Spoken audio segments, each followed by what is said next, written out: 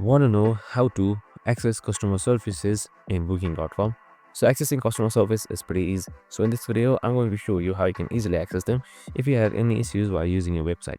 So it's super simple and under a minute, so let's get straight to it.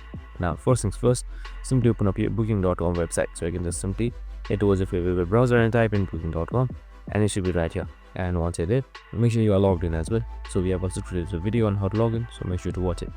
So once you have done all of that, on the top right side you should be seeing feature property, and right beside it you should be seeing this question mark icon. So you can just simply select it.